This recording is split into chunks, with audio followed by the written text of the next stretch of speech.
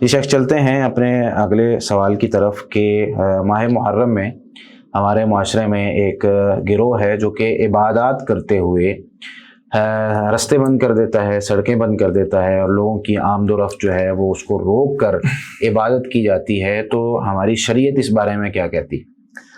دیکھیں جی، ہر مسئلے کے حل کے لیے ہمیں سنت کو فالو کرنا چاہیے، رب تعالیٰ کی کتاب کو.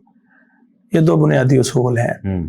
جب اس مسئلے کا ہم جائزہ لیتے ہیں تو حدیث کے اندر اس کی ممانعت ہے، یعنی بلا وجہ راستے کو، جبکہ اس کا متبادل راستہ بھی نہ ہو، انسان خواہ وہ محرم کا مہینہ ہو یا ربیع الاول کا یا کوئی اور فنکشن ہو، انسان اس راستے کو بند کر لے، روک لے. صحیح.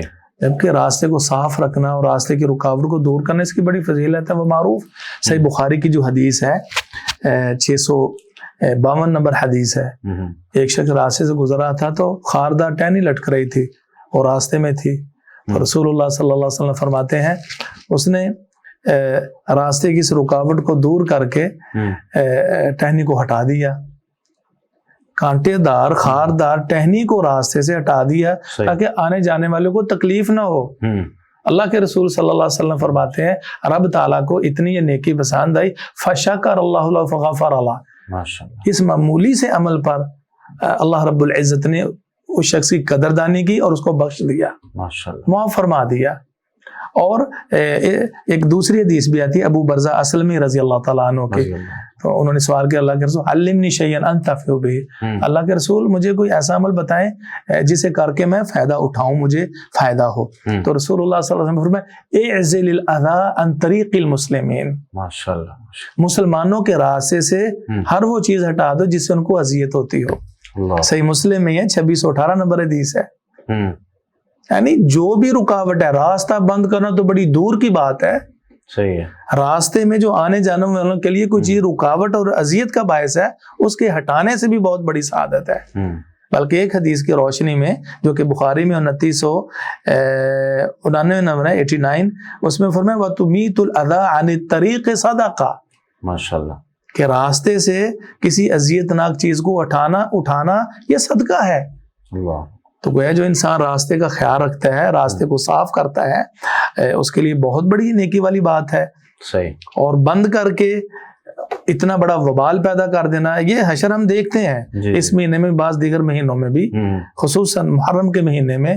حقیقت ہے انسان اور جو بعض فیملیاں آتی جاتی ہیں بڑی دقت اور دشواری ہوتی ہے، گھنٹوں چکر کاٹتے رہتے ہیں کہیں نکلنے کے لیے، اور گھر اپنی منزل مقصودہ پہنچنے کے لیے ان کو راستہ نہیں ملتا.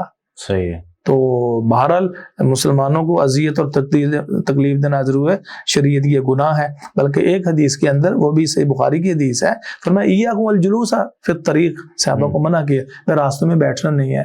انہوں نے بتایا اللہ کے رسول راستوں میں بیٹھنا ضرورت ہے، ہمیں ضرورت کی طرح بیٹھتے ہیں.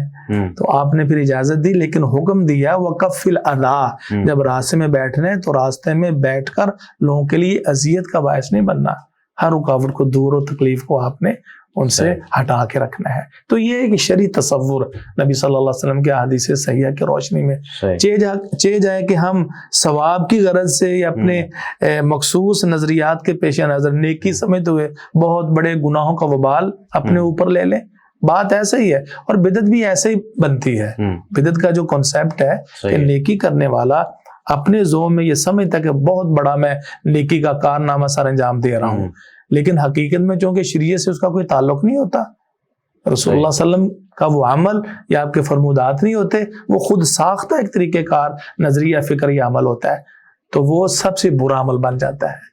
صحیح. اسی وجہ سے مذمت ہے. یہی صورتحال ہمیں نظر آ رہی ہے کہ ہم بزوم خیش اس کو نیکی سمجھتے ہیں، اور اس نیکی سمجھتے بہت سے لوگوں کو، سینکڑوں ہزاروں لوگوں کو ہم مصیبت میں مبتلا کر دیتے ہیں. اس طریقے سے درست نہیں ہے. اللہ تعالیٰ آپ کو برکت دے. تو ناظرین، آپ نے سنا کہ عبادت کوئی بھی شخص کر رہا ہو تو پہلی بات تو یہ ہے کہ اسلام نے کوئی بھی ایسی عبادت ہمیں کرنے کا حکم دیا نہیں کہ جس میں راستے پر عبادت کی جائے. خاص عبادت گاہیں بنائی جاتی ہیں، مسلمانوں کے لیے مسجدیں موجود ہوتی ہیں، اور بیت اللہ موجود ہے، مسجد نبوی موجود ہے. تو ایک خاص جگہ پر مسلمان جا کر عبادت کرتے ہیں، حج بھی کرتے ہیں، روزہ بھی رکھتے ہیں تو اپنے گھروں میں رکھتے ہیں. وہ باہر سڑکوں پہ آ کر نہیں رکھتے. اور دوسری طرف نبی مکرم صلی اللہ علیہ وسلم نے رستے کو صاف رکھنا اور پھر اس میں جو اس طرح کی گندگی وغیرہ ہے اس کو ہٹانے کا بھی حکم دیا ہے. تو ہم پھر کون سی عبادات ہیں جو رستوں پر آ کر کرتے ہیں؟ اور میری حکومت پاکستان سے بھی گزارش ہے کہ ہمیں اس چیز کو جو ہے وہ دیکھنا چاہیے کہ کم از کم اگر کوئی گروہ نکل کے عبادت کرتا ہے تو رستے کم از کم بند نہ ہو، رستے صاف کروائے جائیں تاکہ ہم جو ہے وہ اپنے منزلوں تک پہنچ سکیں. بہت شکریہ.